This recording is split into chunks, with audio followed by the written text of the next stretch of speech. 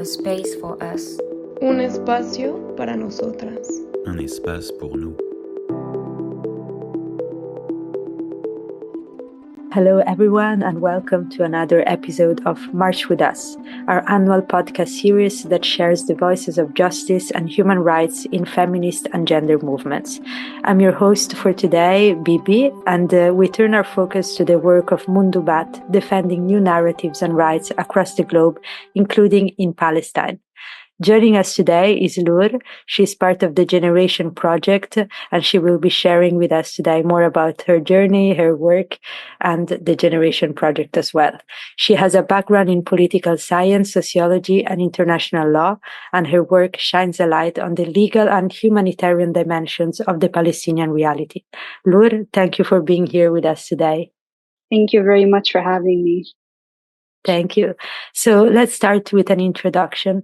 Can you tell us about yourself, your advocacy, activism, and your social justice path?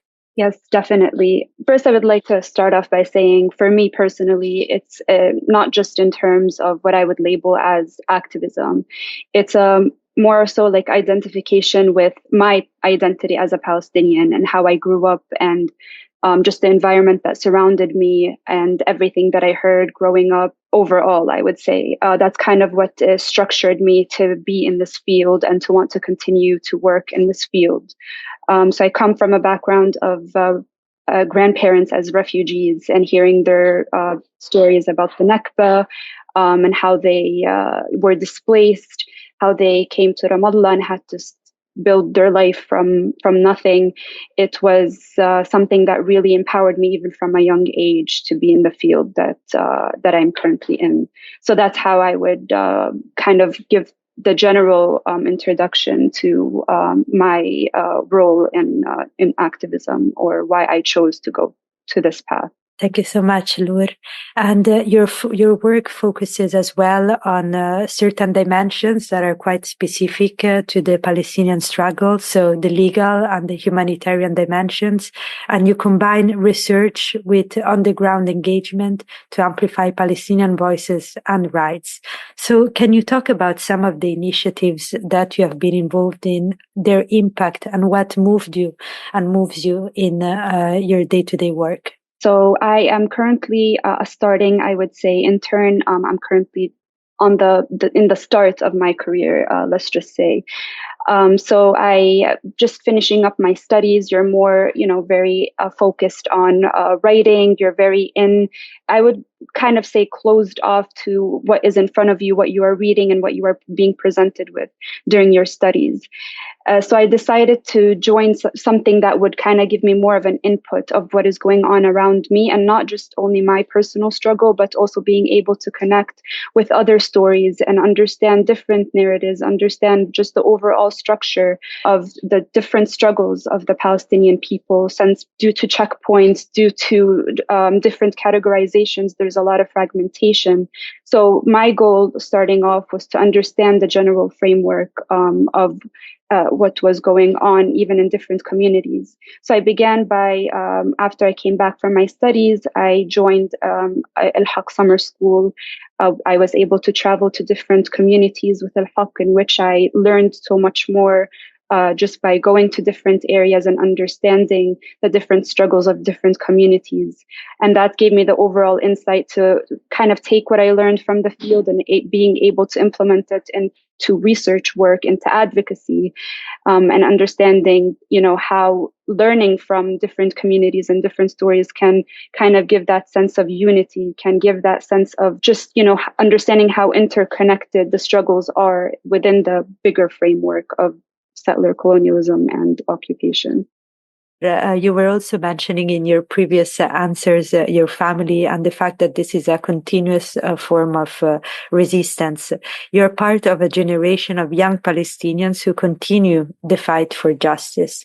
So what does resistance look like today? And how do young people navigate activism in Palestine, but also, as you were saying, in the interconnectedness of certain fights and mobilizations? So for me, resistance is necessarily existence. It's being able to, prove that you are still here, that you are still going to continue despite everything that is happening on the ground. So for me, what I was able to channel myself, like how I was able to express myself and how I was able to feel that empowerment was through education and being able to amplify Palestinian voices and the Palestinian narrative through that. In terms of the interconnectedness, I do believe that struggles are interconnected, and that is why I would say to students abroad, let's say, or those abroad, to listen to the Palestinian narrative, to push and amplify Palestinian voices, and understand how it is in fact all interconnected in terms of struggles, and how understanding that bigger framework kind of empowers and unites people more. I think focusing on that will help in amplifying again the Palestinian narrative, and really shed light on the importance of it, even on an international framework, and how it does interconnect to the rest and other struggles in the world. Thank you so much, Loor. And talking about the global dimension and the international dimension that you just mentioned, you're part of the Generation project with Mundubat on Jerusalem, and you're creating and sharing narratives on Jerusalem through storytelling, research, advocacy, as well as new solidarity networks. Can you tell us more about your involvement in this project, what the project is trying to achieve, and your upcoming plans? Oh, definitely. The Generation Project is a great means through which Palestinians, specifically from Jerusalem, are able to, shed light on the Palestinian narrative through storytelling, through sharing, through being able to create content and really give insight on the situation in Jerusalem as a whole. And my current role, as I also was an intern in Mundubat, and I'm currently going to be in an advocacy trip in which I will continue to amplify and speak about the Palestinian narrative. My role mainly comes through research. It comes through, taking the stories that I see here and also experience, and being able to put that and shape it in a way that is able, to be told to the world and can be heard from the international community. Thank you. I have a follow-up question on the Generation project. So what does the project look like? You are a group mostly of young people. It has an intersectional approach. You all have your own area of expertise. Can you just walk us through and let us imagine how it looks like when you're all in the room together discussing and strategizing? So what's very fascinating about the Generation Project is you have different Palestinian youth from different backgrounds. They each have their own sort of